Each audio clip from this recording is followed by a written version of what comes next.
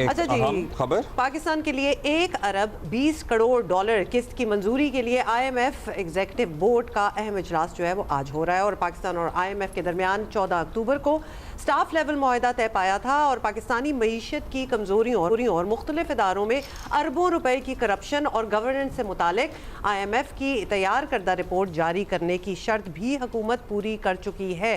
یہ پہلے بھی ہم نے ویسے مینشن کیا تھا، اور اس کے علاوہ بھی آئی ایم ایف کی دیگر مطلوبہ شرائط تسلیم کی جا چکی ہیں۔ So hope fully things should go smoothly. کیا کہتے ہیں؟ توقع یہی ظاہر کی جا رہی ہے کہ پاکستان کو یہ قسط مل جائے گی، مگر ساتھ ہی آئی ایم ایف حکومت سے مختلف شعبوں پر دی جانے والی سبسڈی کے خاتمے سمیت ٹیکس نیٹ کو وسیع کرنے پر بھی مزید زور دے گا۔ اگر ٹیکس عائد کرنے کے بعد چند نئی تجاویز اور ڈیمانڈز بھی آئیں تو دیکھتے ہیں کہ کیا آتی ہیں، حیرانی نہیں ہونی چاہیے۔ آئی ایم ایف پروگرام کی 1 ارب ڈالر کی پہلی قسط ستمبر 2024 اور 1 ارب ڈالر کی دوسری قسط مئی 2025 میں ملی تھی۔ پاکستان کئی برسوں سے جاری میکرو اکنامک بحران کا سامنا کر رہا ہے، جس نے زر مبادلہ کے ذخائر، مالی وسائل، ادائیگیوں کے توازن پر شدید دباؤ ڈال رکھا ہے۔ آگے کیا ہو سکتا ہے، اسی پہ ذرا بات کر لیتے ہیں، اس پہ بالکل بات کرتے ہیں۔ ڈاکٹر خاقان نجیب سابق مشیر ہیں وزارت خزانہ کے، اکنامک اینالسٹ ہیں۔ بہت شکریہ ڈاکٹر خاقان۔ بتائیے گا واٹ شوڈ وی ایکسپیکٹ، قسط تو ہوپفلی مل ہی جائے گی، اور اس کے ساتھ کیا کچھ نئی چیزیں ہیں جو سامنے آ سکتی ہیں آئی ایم ایف کی طرف سے تجویز کردہ کچھ ایسی چیزیں جس پہ پاکستان کو فوری طور پر عمل درآمد کرنا ہو؟ ایک چیز تو بالکل کلیئر ہے کہ پاکستان ہیز ٹو سٹے ود دا فنڈ۔ اس وقت جو ہمارے حالات ہیں، ایک میکرو سٹیبلٹی آ گئی ہے، یہ ایک ٹپیکل بیہیویئر ہے جیسے آپ نے ذکر میکرو سٹیبلٹی کا کیا، اس اکانومی کا جو آئی ایم ایف سے انگیج ہوتی ہے، جس کا کیا مطلب ہے؟ جس کا مطلب ہے کہ افراط زر، قیمتوں کے بڑھنے کی شرح میں کمی آ گئی ہے، بیرونی خسارہ سنبھل گیا ہے، ریزروز کا بلڈ اپ 14-15 ارب ڈالر پہ ہو گیا ہے۔ ہم نے ایک ہیوی ٹیکسیشن کا باؤٹ کر کے اپنی جو مالیاتی خسارہ ہے اس کو سنبھال لیا ہے، انرجی پرائسز کو ایڈجسٹ کر کے سرکولر ڈیٹ کو کچھ کم کیا ہے، اور کچھ اس کو فزیکل یعنی کہ اس کا بوجھ اس پہ لے لیا ہے کہ جو ہمارا بجٹ ہے اس پہ لے لیا ہے۔ یہ ہمیں ایک وقت اور سپیس دیتا ہے۔ The most important part is کہ یہ ایک ہارڈ ون پروگرام ہے۔ جو باؤٹ آف ٹیکسیشن ہوا، جو انرجی کاسٹنگ ہوئی، جس طرح ہم نے اپنا 22% تک ریٹ لے کے گئے، اس نے کیا کیا ہے؟ اس نے اکانومی کو سلو کیا ہے۔ سو کانسیکوینٹلی آپ کا جو گروتھ ہے وہ یہ 2.5-3% کے قریب آ جاتا ہے، جو کہ ہماری پاپولیشن گروتھ کو بھی میچ نہیں کرتا۔ یہ ہے 28 ماہ کی انگیجمنٹ آئی ایم ایف کے ساتھ۔ اس نے آپ کو ایک وقت دیا ہے، ایک سپیس دیا ہے، اس نے آپ کے گورننس کے جو سخم ہیں وہ بھی آئیڈینٹیفائی کر دیے ہیں۔ وہ کوئی نئے نہیں ہیں، وہ سارے ایسے لوگوں کو جو انٹرسٹ لیتے ہیں پاکستان میں ان کو معلوم ہے۔ So stability heavy program, light on the growth framework, because that is not something what the IMF does. I think doctor Khaqan, یہ کرپشن اور گورننس کی جب بات ہوئی ہے، اور خاص طور پہ مختلف اداروں میں اربوں روپے کی بات ہو رہی ہے کرپشن اور گورننس کی، کس طرح آئی ایم ایف کو سیٹسفائی کی ہے اس حوالے سے؟ کیا کوئی پلان دی ہے یا پھر آلریڈی کام شروع کر دی ہے؟ So that's truly important ہما صاحبہ۔ دیکھیے، ہم نے آئی ایم ایف کو جولائی میں کہا تھا کہ ہم یہ اسٹرکچرل بینچ مارک کے تحت اس رپورٹ کو چھاپ دیں گے، جس میں اگر آپ 2 سیکنڈز میں دیکھیں تو کیا باتیں ہیں؟ یہ وہی باتیں ہیں کہ ہمیں امپروو کرنا ہے اپنی ریگولیٹری فریم ورک کو، اوور ہینگ ہے ایس او ایز کا جو اکانومی کو روک رہا ہے، ہم نے اپنی جو پروونسز کے ساتھ کام کرنا ہے تاکہ ایز آف ڈوئنگ بزنس ہو، ہم نے اپنے ٹیکس کے نظام کو ٹھیک کرنا ہے، اکاؤنٹیبلٹی کے فریم ورک کو ٹھیک کرنا ہے، پورے سسٹم کے جو ریڈ ٹیپزم ہے اس کو اڑانا ہے۔ اس میں ہما آپ مجھے بتائیں، آپ پاکستان میں رہتی ہیں نا، کون سی نئی بات آپ کو پتہ چلی ہے؟ The report itself, and I say this with a lot of reading the report and reading on Pakistan for the last 20 years, جو پریفری کی چیزیں ہیں نا ان کو تو ضرور ٹیکل کرتی ہے، پر پاکستان کے تو ڈیپر مسائل ہی بڑے فرق ہیں۔ اگر آپ ان کو جا کے خود ٹھیک نہیں کریں گے تو آئی ایم ایف کی یہ کنڈیشنالٹیز بن جائیں گی آنے والے دنوں میں۔ واٹ یو ول سی جب آپ کو ایم ای ایف پی آئے گا، وچ از the document which will come through, جو پاکستان خود دستخط کرتا ہے، پاکستان اتھارٹیز دستخط کرتی ہیں، وہ یہ جو سب چیزیں میں نے آپ کو سامنے رکھی ہیں، ان کی ٹائم لائنز، ان کی ایڈجسٹمنٹس جو ہیں وہ دینا شروع کر دیں گے۔ اچھا ڈاکٹر صاحب، یہ بتائیے گا، ہم چلیے چند شعبوں کی بات کر لیتے ہیں۔ پی آئی اے کی نجکاری کے لیے ایک دوبارہ کوشش ہوگی، ہوپفلی کو کامیاب ہو جائے۔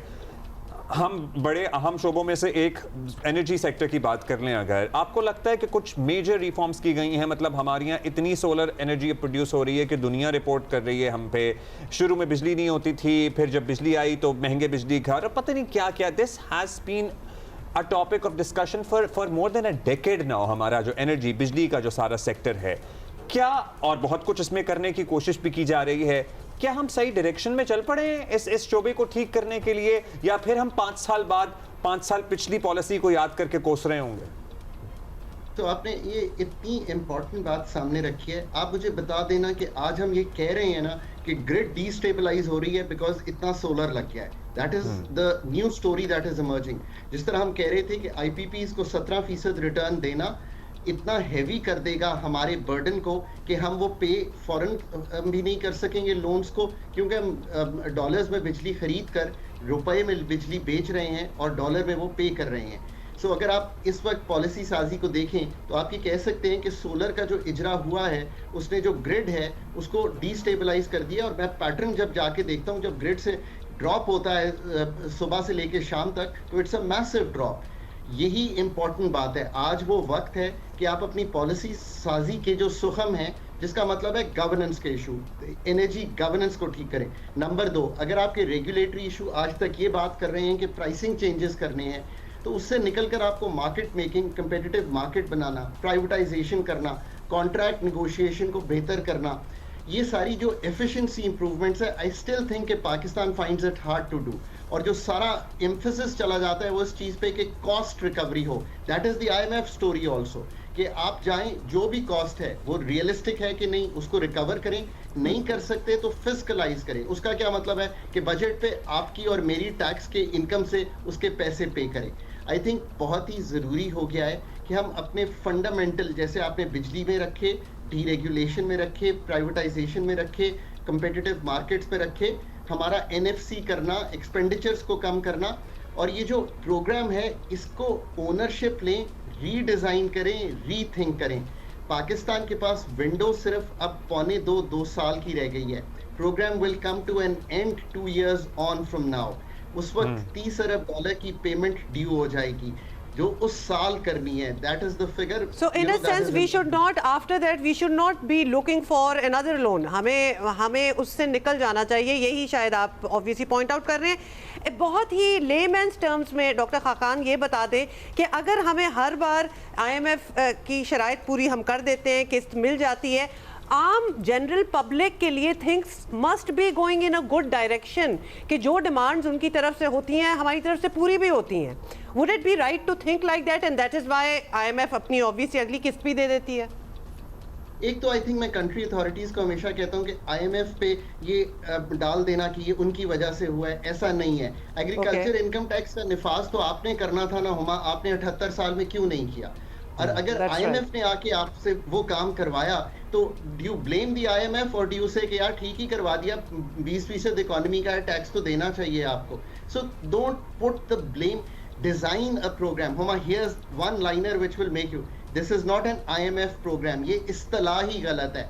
This is a Pakistan programme supported by an extended fund facility of the IMF. अच्छा, अब ब्रीफली ये बता दीजिएगा डॉक्टर साहब, मजीद हम टैक्सेस, मजीद अपनी इनकम कहाँ से जनरेट करें? आम आदमी की कमर तो पहले ही टूटी हुई है. मतलब आम आदमी ले लें, गरीब आदमी ले लें, मुतवस्सित तबके का ले लें, अपर मिडिल क्लास ले लें, अमीर आदमी ले लें, जितना वो आज टैक्स दे रहा है इससे पहले उसने कभी टैक्स नहीं दिया. कौन से सेक्टर हैं जो अभी तक अनटैप्ड हैं?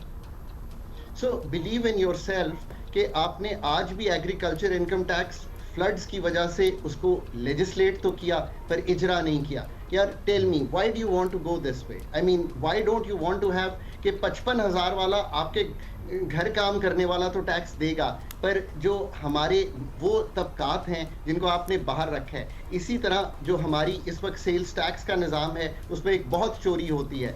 इसी तरह जो हमारे टॉप 1 to 5% लोग हैं, now here's the important modelled figure, 1 to 5% जो टॉप कमाने वाले हैं हर एरिया में, वो उनका टैक्स गैप इतना बड़ा है कि what they should be paying and what they are paying. फिर हमारा रिटेल और होलसेल का निजाम जो बहुत से लोगों को tax. Got it. A very interesting discussion, but that is all the time we have. Thank you so much.